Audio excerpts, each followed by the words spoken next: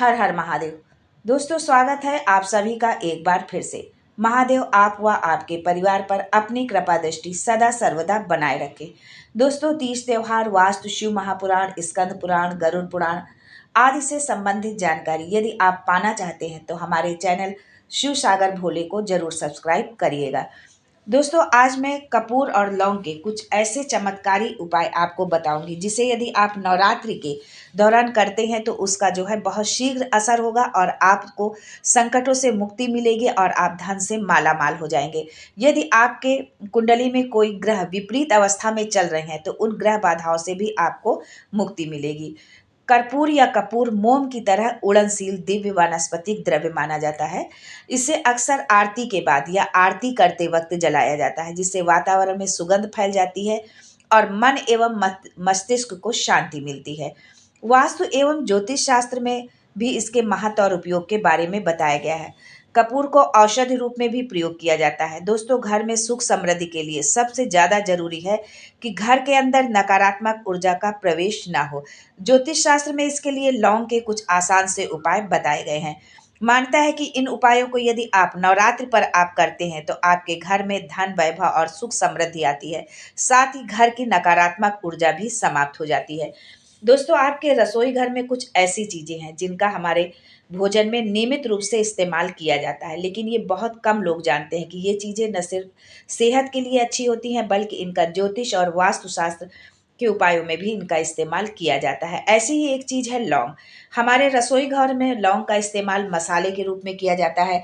दोस्तों, हिंदू धर्म में पूजा पाठ और अन्य धार्मिक क्रियाकलापों में भी लौंग और कपूर का प्रयोग किया जाता है। लौंग के साथ कपूर जलाना बेहद शुभ माना जाता है। दोनों को एक साथ जलाने से घर में न केवल सुख शांति आती है बल्कि घर से नकारात्मक ऊर्जा भी दूर होती है। तो चलिए जान लेते हैं आज के इस वीडियो में लौंग और कपूर से जुड़े कुछ आसान से और अचूक उपाय, जिन्हें यदि आप नवरात्र के दौरान करते हैं तो उनका अति शीघ्र आपको लाभ मिलेगा। लेकिन उससे पहले आपसे रिक्वेस्ट करती हूँ कि वीडियो को लाइक करिएगा, दोस्तों को शेयर कर दीजिएगा और अगर आपने अभी तक चैनल को सब्सक्राइब नहीं किया है तो चैनल को सब्सक्राइब करके बेल आइकन जरूर दबाइएगा। पहला उपाय, यदि आपके घर में बहुत लड़ाई झगड़ा हो रहा है, बड़े छोटे का कोई मान सम्मान नहीं है, लड़ाई आपके साथ हो या घर के किसी अन्य सदस्य के साथ, उसके लिए आपको एक कपूर की आग गोली लेना है और उसे 4 टुकड़ों में आपको बांट देना है, यानी 4 टुकड़े उसके आपको कर देने हैं। उन चारों टुकड़ों को घर के चारों कोनों में आप रख दीजिए। बस इतना सा ही आपको करना है।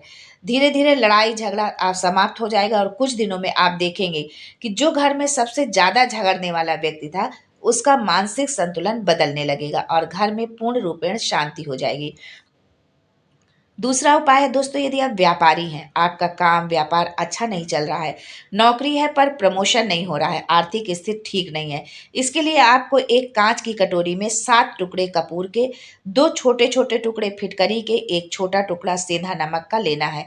सारी चीजें आपको खड़ी ही लेनी है, पिसा नहीं लेना है। तीनों चीजों को आप कटोरी में रखकर किसी ढक्कन से या प्लेट से आप उसको ढक दीजिए। उस कटोरी को आप जहाँ पैसा रखते हैं उसके समीप आपको रखना है। घर में, दुकान में, जहाँ भी आप पैसा रखते हैं उसके पास में आपको रखना है। यदि आप व्यापार करते हैं तो उसे आप अपने पैसों के रखने के बॉक्स के अंदर भी रख सकते हैं।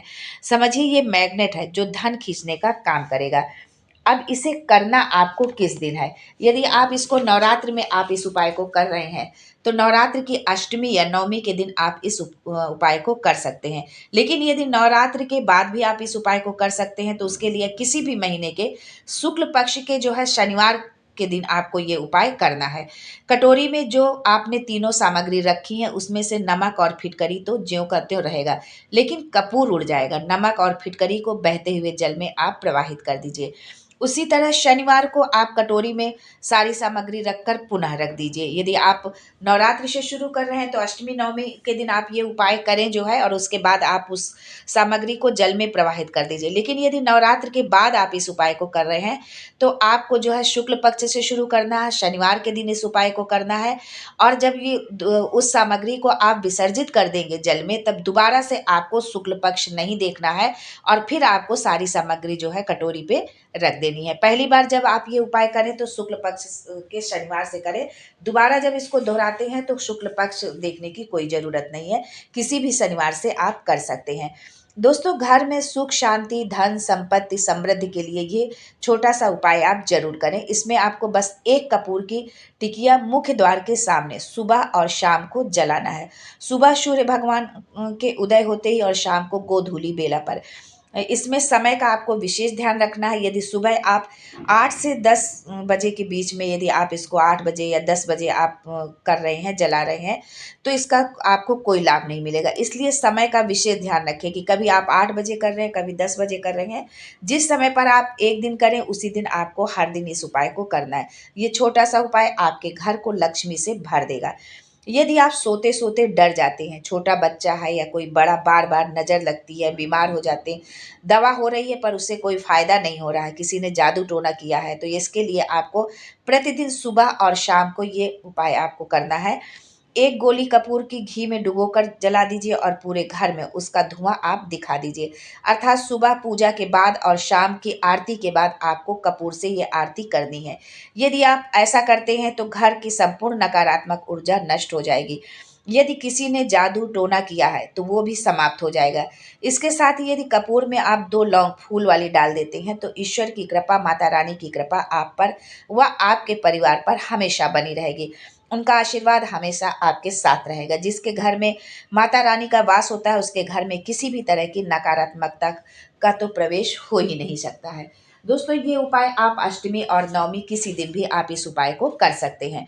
दोस्तों, आज के समय में हर व्यक्ति टेंशन में रहता है, फिर चाहे वो महिला हो या पुरुष।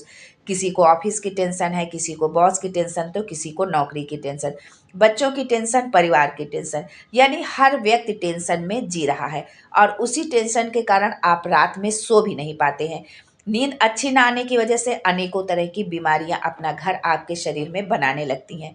यदि आप रात में चिंता मुक्त होकर भरपूर सोना चाहते हैं, टेंशन मुक्त होकर सोना चाहते हैं, तो कपूर को सोने से पहले आप अपने कमरे में जला दीजिए।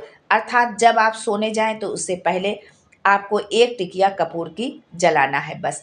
ये एक टिकिया कपूर की आपको इतना रिलैक्स कर देगी कि आप सोच भी नहीं पाएंगे। सुबह जब आप उठेंगे तो अपने आप को तरोताज़ा आप बिल्कुल महसूस करेंगे।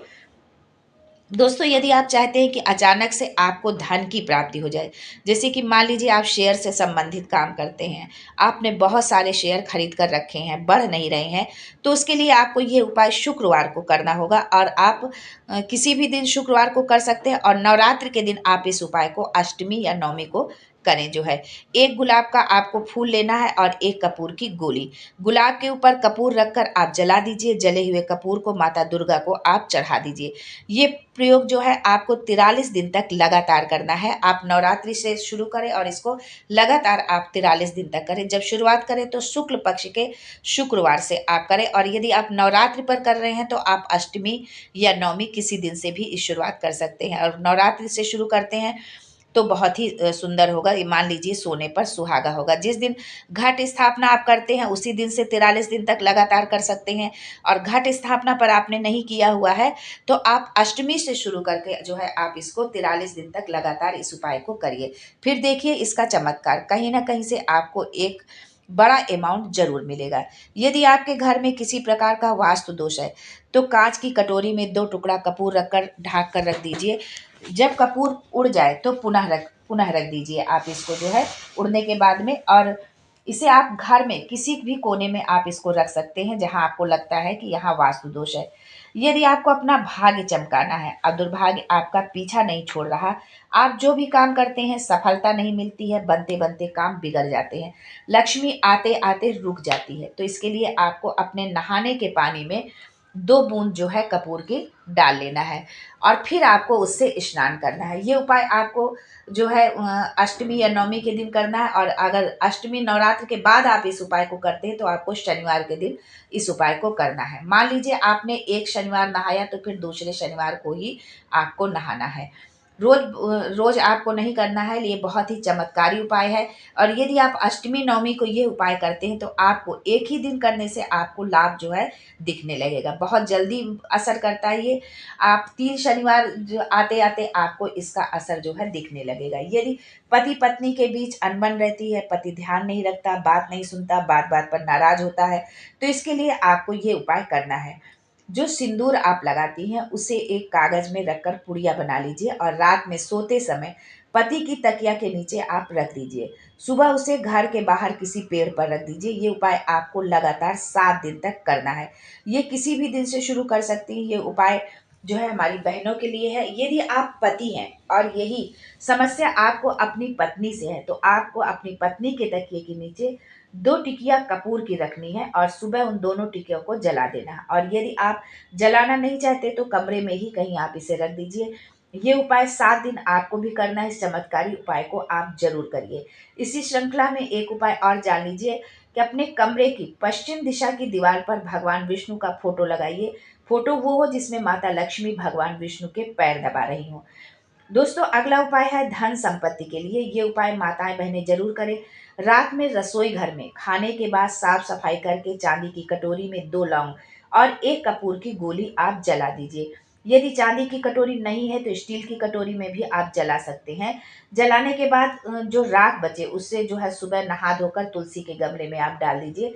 इस उपाय से क्या चमत्कार होगा आप स्वयं ही देखेंगे। दोस्तों, ये उपाय जो है माताएं बहनें अपने घर को धन धान्य से परिपूर्ण करने के लिए ये उपाय जरूर करें अष्टमी के दिन। अगला उपाय उनके लिए जिनका विवाह नहीं हो रहा है, चाहे वो लड़का हो या लड़की। इसके लिए आपको नवरात्रि को ये उपाय करना है। एक वर्ष में 4 नवरात्रि होती है। 2 तो सभी जानते हैं, चैत्र और शारदीय नवरात्रि। लेकिन 2 नवरात्रि और होती हैं जिसे गुप्त नवरात्रि कहते हैं। नवरात्रि में आपको दुर्गा सप्तशती के अर्गला स्त्रोत का पाठ करना है। प्रतिदिन 9 दिन तक आपको करना है और दसवीं के दिन जब आप हवन करेंगे तो आपको हवन की सामग्री में 36 लौंग और 6 कपूर और चावल मिलाकर हवन सामग्री को तैयार करना है और इसी से आपको हवन करना है। हवन के बाद पूर्णाहुति करें। 9 दिन के बाद 40 दिन भी नहीं लगेगा कि कहीं ना कहीं संबंध आपका तय हो जाएगा। हवन का जो धुआं है वो ब्रह्मांड में उड़ता है, वही आपके लिए रिश्ता लेकर आएगा। इसे आप किसी भी नवरात्रि में आप कर सकते हैं। दोस्तों, अपना घर हो या सब जो है ये सभी का सपना होता है। रोटी कपड़ा की व्यवस्था तो हम कर लेते हैं पर मकान खुद का होना सपना ही बनकर रह जाता है। इसके लिए आपको ये उपाय नवरात्रि में ही करना है। चारों नवरात्रि में से किसी भी नवरात्रि को आप ये उपाय कर सकते हैं। मान लीजिए प्लाट आपने खरीद लिया है पर बन नहीं पा रहा है, या प्लाट आपने देखा है पसंद भी है बहुत है पर खरीद नहीं पा रहे हैं, तो इसके लिए आपको उस जगह की मिट्टी लाकर एक कांच की कटोरी में रखना है। उसमें गंगा जल और कपूर की गोली डाल देना है। अब नवरात्र में जैसे घट स्थापना आप करते हैं, जवारे बोते हैं, बिल्कुल उसी तरह आपको मिट्टी रखिए, उसमें जौ डालिए, हल्का हल्का पानी का छींटा उसमें डालते रहिए और उसके ऊपर कटोरी रख दीजिए। अब पूरे 9 दिन तक घट स्थापना से लेकर पूरे 9 दिन तक माँ दुर्गा के नवाण मंत्र का एक माला आपको जाप करना है। ओम येम ह्रीम क्लीम चामुंडाय विच्चे। प्रतिदिन उस जौ में आपको गंगा जल छिड़कना है। यदि गंगा जल नहीं है तो लोटे में 2 बूंद गंगा जल डालिए, फिर शुद्ध पानी भर लीजिए। उसी जल का छिड़काव जो है आपको उसमें करना है जौ के ऊपर जो आपने मिट्टी में जौ बोया है।